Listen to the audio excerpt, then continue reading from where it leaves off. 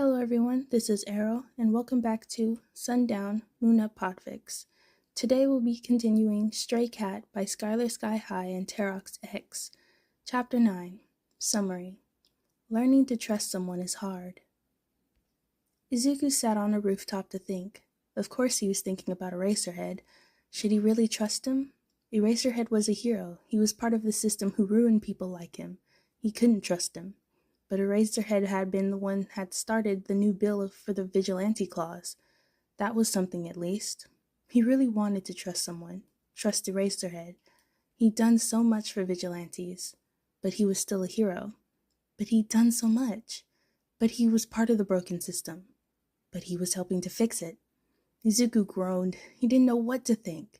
There were so many positives and negative sides, and he just didn't understand. He took a deep breath and stared up at the sky, going through his points. Then he realized something. The only reason he refused to trust Eraserhead was because of his prejudice. The reason he refused to trust him was because he was a hero, a part of the system that had not only failed him and many others, but scared him. It had kept him safe so far, though. Should he really change his way of thinking? Should he trust Eraserhead despite the fact that he was a hero and could imprison him really damn quickly? If he put his trust on the wrong people, he would lose everything. But did he even have anything? The only thing he had left was his freedom.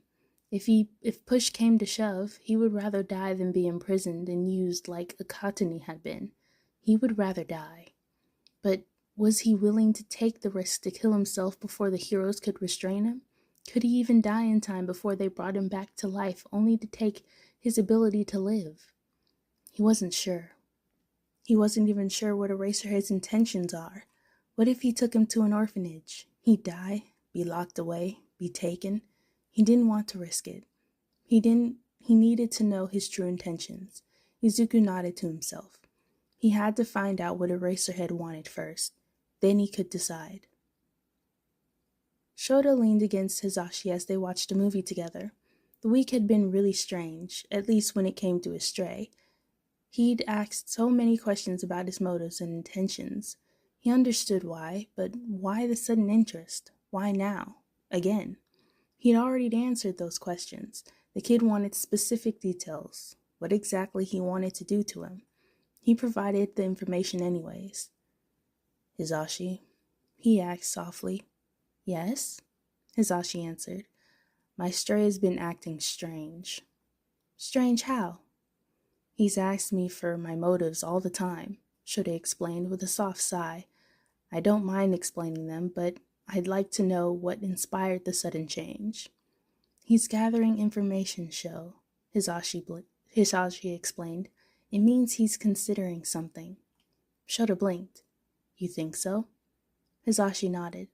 He needs information to be sure of something. It's like when you want to shop for a house. You need information first to make sure it's safe and secure. Shoda nodded slowly. Give it time, Hisashi assured. He's nervous. I'll do my best, Shoda replied. Hisashi smiled and leaned into his husband.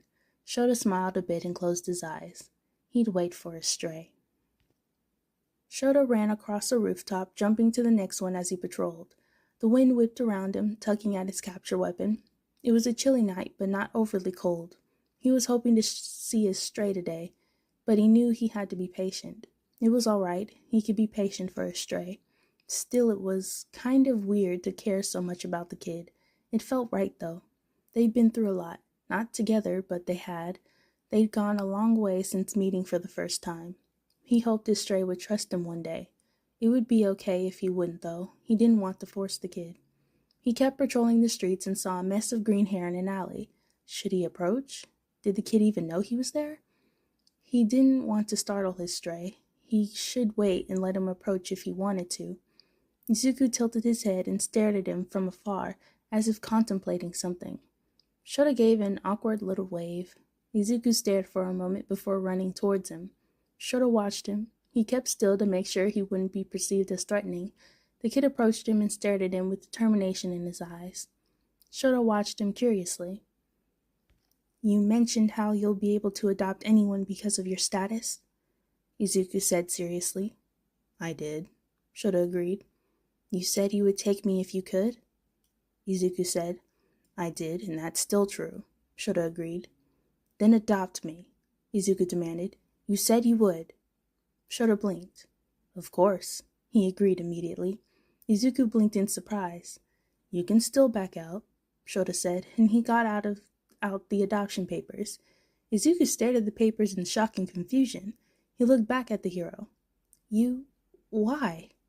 I was hoping you'd agree one day, Shoda replied simply. Why? Izuku asked. I wasn't... You were serious? Yes, Shoda replied simply. After all this time, after I've refused and ran away from you, why? Izuku asked. A small smile appeared on Shoda's face. You're scared and wary. I get it. I've been there, done that. But I want to help you. Izuku stared at him before looking down. He had never thought he'd get this far. He hadn't expected the hero to say yes. You won't lock me away? I won't. I promise, Shoda said patiently. You won't hurt me or force me to do anything? I promise. Izuku thought about it for a minute before he nodded. Okay. You can still back out if you want to, Shoda said gently. We can try it for a few days before you sign anything, he suggested. Izuku nodded. Sure, we can do that. Shoda smiled softly and put away the paperwork. Thank you, he said softly. Isuku looked down. He hoped he wasn't making a mistake. So, what now? I have to finish my patrol. Care to join me? Shoda replied. Sure, Isuku agreed. Shoda smiled. Thanks. All right, everyone. That is the end for Chapter 9 of Stray Cat.